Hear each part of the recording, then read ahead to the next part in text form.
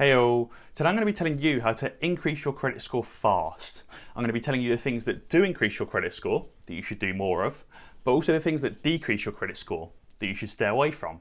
And towards the end of the video, I'll be giving you some top tips to boost your credit score as fast as possible. If you enjoy the video, then be sure to drop a like down below and subscribe to the channel for more tips and explanation videos just like these. So firstly, let me give you a bit of background. A credit score is a rating that banks and other lenders use to judge how trustworthy you are with money. If you've got a high credit score, it means that you're really trustworthy and likely to pay back any money borrowed. If you've got a low credit score, it shows that you're quite a risk and that you might not pay it back. Therefore, it's really good to have a high credit score and to get a high score as soon as possible. This will allow you to do things like take out loans for car finance or mortgages, or maybe other loans like a business loan, or to purchase something a little bit more expensive like a TV or a sofa. And if you have a really good credit score, you get access to exclusively low rates. For example, if you wanted to buy a new car on loan, you might only have to pay 4 or 5% interest if you had a good score, compared to if you had a low score, you might have to pay 9, 10 or even 15% interest. Some of you watching this video might have damaged your credit score and have quite a low score and are wanting to repair it as fast as possible. Some of you watching this video might be new to credit score and might have no credit score at all. This video will teach you what things to stay away from and not do, and also what things to do as much as possible. So let's get started. First off, let's talk about what not to do. And the first thing is missing payments, paying late, or not making payments at all. This can really destroy your credit score and is an absolute must to avoid. But what actually constitutes as a late payment or missing a payment? And this depends on what kind of credit you're talking about. So with a credit card, you can obviously choose when you want to pay off your credit card. You might want to pay it off at the start of the month or the end of the month. You might even want to change when you pay it off, depending on what month it is or how big the repayment is. But as an example, for your February transactions, you'll probably pay these off sometime in March. But obviously if you don't pay them off till the very end of April, that's likely to class as a late payment or a missed payment. So I'd say the best thing to do is to set up a direct debit that pays off your credit card on the same date each month and just stick to that date. And if you have a different form of finance, like maybe a car loan, you've probably already picked a direct debit date. Let's say it's the 6th of every month. And obviously if the 6th comes round and you don't have enough money in your account to make that direct debit and the direct debit fails, that will probably class as a late payment. And you'll probably even get charged a penalty charge by the finance company. Missing your payments or making late payments like this can really damage your credit score, as lenders will see that you're quite a high risk and that you're not very trustworthy and that actually you might fail to be able to pay off the credit at all. The next thing you want to try and avoid is regular searches on your credit record. Now there's two different types of searches. There's a soft search and a hard search. Usually if you're making an inquiry, like inquiring about a new credit card or inquiring about a loan or getting a decision in principle for a mortgage, it's likely to be a soft search which doesn't harm your credit record. But if you're making an application, like actually filling out the details and applying for a car loan once you've bought a car, or applying for a new credit card, it's likely to leave a hard search on your record, which does impact your credit record and make it worse, especially if you're making multiple hard inquiries like that very close together, like if you're applying for 4 credit cards in the same week, for example. And regular searches like this affects your credit record because lenders see you as being quite a risky person that's desperate for credit. It shows that you might potentially be in a really bad position at the moment and you need like 5 or 10 different credit cards to try and manage your spending. So a lender will obviously be very, very worried about this and is likely to obviously take that into consideration, which is why it damages your record. You also want to avoid unpaid bills, like unpaid parking tickets or unpaid utility bills or missed child support and bits and pieces like that. Because obviously if you miss these bills, the initial collector can sell that debt to a third-party collector. And then that third-party collector or even the initial person can apply to have a mark put on your credit record to obviously show that you're not trustworthy and that you often try and avoid making payments like that. This will obviously impact your credit record, and that's why it's best to always pay unpaid bills even if you don't really want to. I mean, technically if you've got no intention of applying for a loan or needing a good credit score for a while, you could obviously just avoid it and take the hit on your record. But if you have incurred a bill, you probably should always pay it even if you don't really want to. And next up, I would say don't enter your overdraft. And this is actually a really interesting one because believe it or not, if you enter your overdraft, it doesn't actually impact your credit score because your bank current account isn't actually tied to your credit score, even if you incur overdraft fees. But obviously if you do max out your overdraft and the next day your car payment's supposed to come out and you don't have enough money in your account or left in your overdraft and the payment bounces, then obviously it's going to impact your credit score. Also, try to avoid any defaults, CCJs or bankruptcies on your record. And now a default is similar to a missed bill or a missed payment, where you've obviously missed a payment or a number of payments for quite a few months and the company's actually cancelled your credit agreement with them. This actually stays on your record for 6 years, and obviously if you do have a default, it can be quite hard to improve your credit score again. And a CCJ is where a lender actually wants to try and recover that money on an agreement that you defaulted on, and they end up taking you to either a county court or a small claims court. And if a judge then finds that you need to repay that money back, you'll also get a CCJ against your name, which is even worse than a default and can still take up to 6 years to come off of your credit record. And obviously a bankruptcy is the worst of them all. And if you get declared bankrupt, it's where you legally cannot pay a debt, even if you've sold all and any of the assets that you own to try and repay it. Now, if you do get declared bankrupt, all of your debts get wiped out, but you have a certain amount of restrictions on you for at least 12 months of what you can and can't do with money, and also the bankruptcy stays on your credit record for at least 6 years. If you've enjoyed this video so far, then be sure to comment down below what credit card that you have that has the highest limit, and also what that credit limit actually is. Now, if you have done some of these things that impact your credit score in a negative way, it can be quite hard to fix it.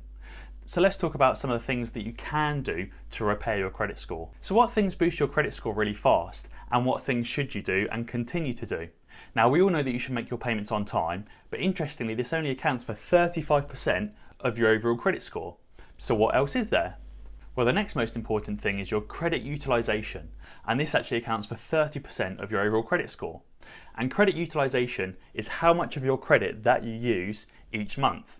So if you've got a credit card with a really high credit limit, and as an example I've got an American Express with a £15,000 limit, it's probably not much of an issue for you because you're probably only spending a few hundred or a few £1,000s on your credit card each month. So your credit utilization ratio won't be that high. But if you've got a credit card with a lower limit, let's say that you're 18 and you've got your first credit card, or maybe you currently have bad credit and you've got a credit card to try and repair it, you might only have a credit limit of £500 or £1,000. Now you want to try and stay under 30% of your credit utilization ratio being used. So therefore, if you've got a credit card with a £1,000 limit, you want to try and have less than £300 on your credit card at any one time, and therefore try and spend less than £300 on that card each month. And this is a really common mistake because a lot of people tend to put something big on their credit card when they first get it, like car insurance or a new sofa or something like that. And obviously even if you've got an interest-free period, this can still actually damage your credit score. And credit utilization is really important because if a lender sees that you're maxing out your available credit each month, they'll see you as someone that isn't very trustworthy and isn't very reliable and isn't a responsible spender. So therefore it could be worth calling up your credit card company and asking for an increase on your credit limit, because this would really quickly and really easily improve your credit utilization ratio. Because instead of having £300 on your £1,000 credit limit, you'd only have £300 on your £4,000 credit limit, for example, which is going to be a way lower utilization. And next up is credit age, which accounts for 15% of your overall score, and that's made up of two things. The first one is the age of your oldest line of credit or your oldest credit account. And the second thing is the average age of all of your credit accounts combined. Therefore, it's really important not to close your first credit account or credit card or your first line of credit like a subscription. It's also worthwhile to try and not open new credit lines too regularly, because you probably don't need a new credit card every other month. And actually opening these credit lines regularly will hurt your score because it will bring down your average age of credit. Credit age is actually really important because it basically shows how much actual experience you have with credit and how long you've been reliable for. Now, if you were to compare this to real life, you'd see that experience tends to be a fairly good gauge of skill and reliability. For example, if you were going to surgery, you'd probably feel more confident that the surgeon with 20 or 30 years of experience is going to be more skillful and more reliable than someone who's doing their first surgery. Now, it's not always the case, but it tends to be a fairly good stereotype to go from. The next most important thing is credit mix, which accounts for 10% of your overall score.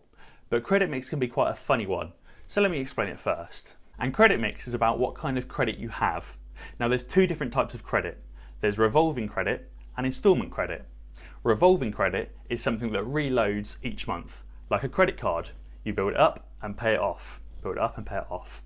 But obviously with instalment credit, it's the other way, and it doesn't ever really go up, it just comes down. So like a car loan, it starts up here, and every month comes down lower and lower until it's all paid off.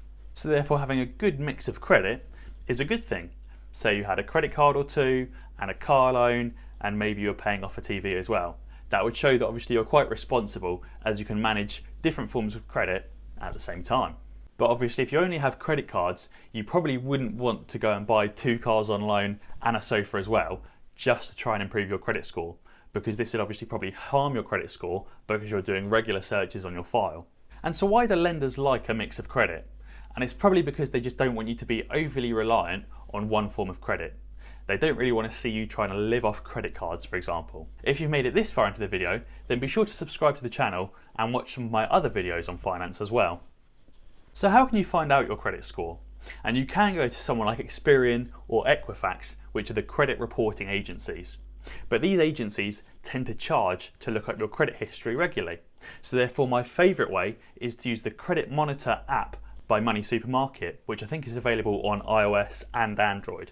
Unfortunately, this video isn't sponsored by Money Supermarket, but they do seem fairly reliable and allow you to check your credit score and your credit history for free as much as you like. I don't know if it's as accurate as going directly to Experian or Equifax, but from my usage, it seems to be fairly accurate. Now, what are a few quick tips to increase your credit score fast? And the first quick tip is to sign up for a few smaller forms of credit, maybe a Netflix subscription or Spotify, or moving your phone contract into your own name. My next tip will be to always stay under 30% of your available credit for obviously the credit utilisation bonus. Maybe just buy petrol with your credit card every month, but nothing else, because then you're probably likely to stay under 30%. Now my next tip will be to call your credit card provider and ask for a credit limit increase, because this will also help with your credit utilisation. I'd also set up some direct debits while you're at it as well, so that you can pay off your credit card or credit cards each and every month on the same date. That way you'll never have a missed payment or a late payment, and you'll never forget about it either. I'd also try and avoid making too many regular hard searches on your record. Maybe just don't apply for a new credit card or a new loan for a while, because obviously while this will increase your credit mix and obviously improve your credit utilisation, it will show a number of hard searches and decrease your credit age as well. So while it might be good in the long term, it's not going to help improve it quickly in the short term. And as always, if you want to learn more about finance, then be sure to watch some of my other videos. Alternatively, subscribe to the channel and ding the notification bell. That way you'll be alerted when I upload a new video. Cheers!